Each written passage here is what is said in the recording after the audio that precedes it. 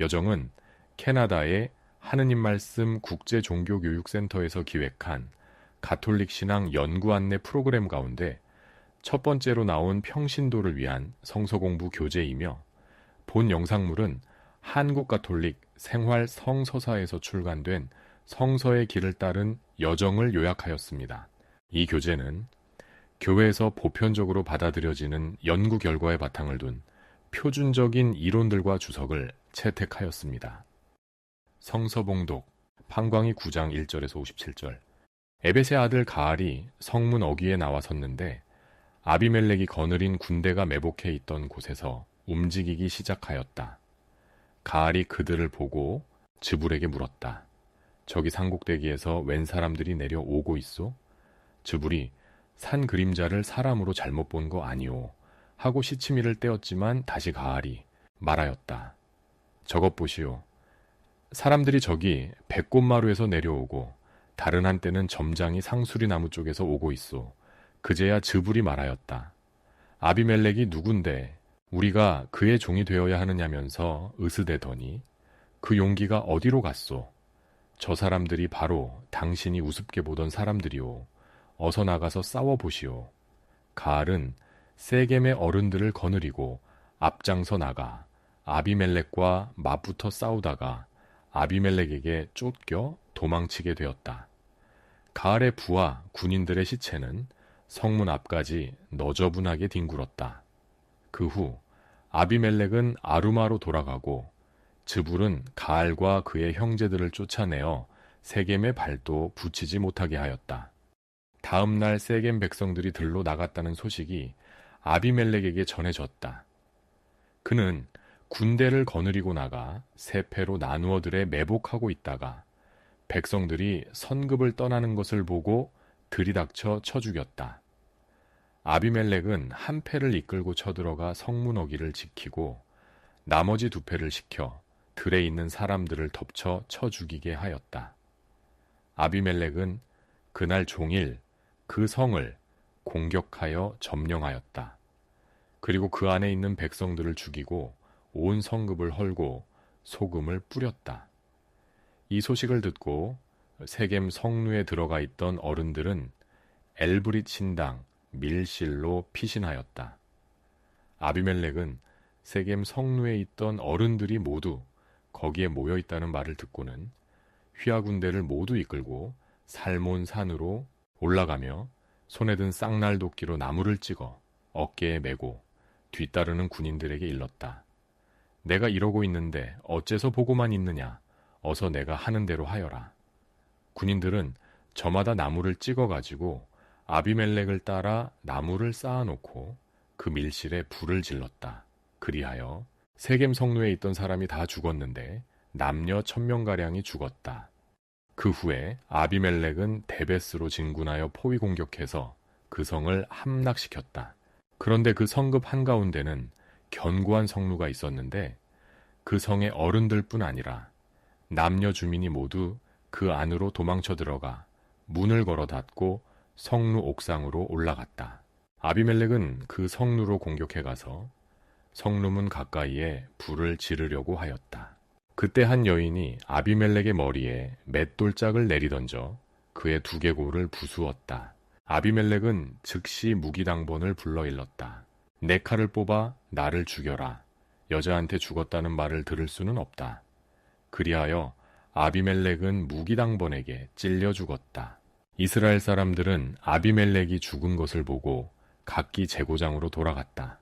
이렇게 하느님께서는 자기 형제 70명을 죽여 아버지에게 못할 짓을 한 죄를 아비멜렉에게 갚으셨고 세겜 사람들도 죄를 받아 죽게 하셨다. 여룻바알의 다른 아들 요담이 퍼부은 저주가 그대로 이루어졌던 것이다. 해설 1절과 2절에서 아비멜렉은 자기 부친의 지도권을 받아들였던 세겜 주변 지역에 대한 유일한 통치자로 자신을 내세우는데 세 가지 논거를 이용한다.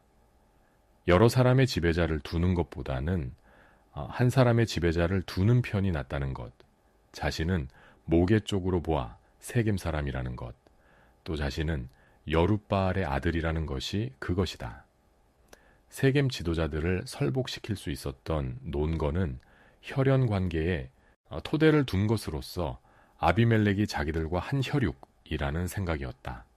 그래서 그들은 왕권에 도전하는 그에게 재정 지원을 해주었고, 그는 그 돈으로 한 무리의 악한들을 고용하여 왕권을 주장할 수 있는 기드온의 다른 아들들 모두를 체포해서 살해해버렸다. 한 바위 위에서란 말은 사례가 의식 형태로 아루어졌음을 가리키는 것 같다. 아비멜렉의 아버지 기드온이나 사무엘은 하느님으로부터 지도자로 부름받았고, 이스라엘 지파들이 그들을 받아들이기 이전에 스스로 능력 있는 지도자임을 입증했으나, 아비멜렉은 그들과는 달리 하느님의 부르심을 받지도 않았고 지도자로서의 자질을 증명해 보이지도 못했다. 그는 자기 형제들의 시신을 딛고 또 이기적인 세겜 지도자들의 지지를 받은 순전히 인간적인 근거를 가지고 돈으로 고용한 패거리들의 힘을 이용하여 왕좌에 오른다. 그에게는 자기 부친의 그림자 이외에 고상한 면이라고는 아무것도 없었다. 7절에서 15절에는 성서에 나오는 몇 개의 우화 중 하나가 수록되어 있다. 말하는 나무들의 우화는 필경 이스라엘 백성의 모든 전승들 속에서 왕권에 대한 가장 강력한 비난이 될 것이다. 왕을 갖기 바라는 사람들을 나타내는 나무들이 커다란 올리브 나무에게, 다음에는 더 작은 무화과 나무에게, 그리고 그 다음에는 더욱 작은 포도나무에게 자기들을 다스려 달라고 청한다. 그러나 이 모든 나무들은 어느 정도 품위가 있고 또 유익한 일에 봉사를 하고 있다. 그들은 왕이 되는 것보다 훨씬 훌륭한 일거리를 갖고 있는 것이다. 나무들은 마침내 아무짝에도 쓸모없는 관목인 가시나무에게 부탁하게 되는데, 가시나무는 기꺼이 수락하고 자신의 큰 힘을 자랑하면서 의기양양해진다. 가시나무에 대한 구절의 유음어는 가시나무가 자기 근을 밑에 숨으라고 하면서 레바논의 거대한 나무들을 태워버리겠다고 위협하는 것이다. 가시나무는 작다. 그러니 그 근을 아래 숨자면 가시에 찔리거나 긁히지 않을 수 없다. 가시나무는 마르면 쉽게 불이 붙어 확 타오르는 작은 불길을 일으킨다. 그것이 가시나무가 할 수 있는 일의 전부이다. 이 우화는 아비멜렉에게 적용되고 있는 것이지만 이는 군주제도를 경멸하고 그것을 자기네 역사에 타락되고 부패한 일면으로 간주한 하느님 백성의 일부 집단들이 지니고 있던 감정을 표출하고 있다. 그들은 왕들이 가장 사악한 인간들이고 왕 자신들과 왕의 지배를 원하는 사람들에게 재앙을 가져올 뿐이라고 주장한다. 아비멜렉에 관한 나머지 이야기가 이 우화를 풀이해주고 있다. 다음에 이어지는 잔인한 싸움에서 아무도 이기지 못하고 모두가 피해를 보게 되며 대량 학살을 당하거나 불에 타 죽는 세겜 사람들이 특히 그러하다. 자기 백성의 적들과 싸운 기드온이나 지파들을 분발시켜 적들을 무찌르고 승리를 거두게 한 사무엘과는 달리 아비멜렉은 다름 아닌 자기 자신의 백성들을 상대로 싸우고 그들을 죽였을 따름이다. 하느님의 법을 선포하고 시행했으며 지파들 사이에 훌륭한 질서를 정립시킨 사무엘과는 반대로 아비멜렉은 오로지 자기 백성을 공포에 몰아넣고 자기 영토의 혼란을 초래하는 자기 자신의 법만을 가지고 있었을 뿐이다. 사무엘은 지극히 훌륭한 생활로 백성들의 지지를 받았는데 아비멜렉은 술수와 폭력으로 지배권을 획득하고 무력으로 자기 위치를 고수하려 한다. 사무엘 밑에서는 백성들이 자유로웠으나 아비멜렉 밑에서는 백성들이 노예가 되었다. 아비멜렉은 이교도 왕들의 통상적인 특징들을 지니고 있었다. 그는 부패와 폭력과 불의로 가득 찬 가장 지독한 형태의 가나안식 통치를 수립하였으며 그 속에서 일반 시민들, 특히 농부들이 희생제물이 되었다. 잠깐 생각해 봅시다. 사무엘은 하느님의 부르심을 첫 순간에 금방 깨달은 영적인 천재는 아니었다. 소명을 받기 전에 사무엘은 보통 사람들처럼 자기를 부르시는 하느님을 알아보지 못하는 것이다. 야훼여 말씀하십시오. 종이 듣고 있습니다. 이 대답을 듣기까지 하느님은 인내롭게도 몇 번씩이나 사무엘을 불러야 했다. 그러나 일단 하느님의 부르심을 깨닫게 되자 그는 즉시 하느님을 섬길 자세를 취한다. 그는 하느님께 전생애를 바치며 동시에 과도기의 혼란에 처한 백성을 위하여 온전히 자신의 생애를 바친다. 여기서 유의할 것은 사무엘이 하느님의 음성을 알아듣는 것은 사제 엘리를 통해서였다는 사실이다. 하느님께서는 보통 우리를 부르시고 당신 뜻을 알리시는 데 있어 다른 사람들, 즉 사제나 교회의 장상 또는 우리의 지도자나 동료들을 이용하시는데 때로는 그들이 엘리처럼 별로 거룩하지 못한 사람, 합당치 못해 보이는 도구일 수도 있다.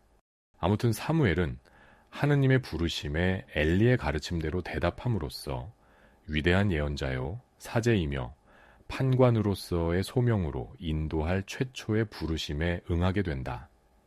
사무엘은 직접적인 하느님의 말씀에 귀 기울였을 뿐 아니라 인간의 소리를 통해서 알려지는 하느님의 뜻에도 순명할 줄 알았던 것이다.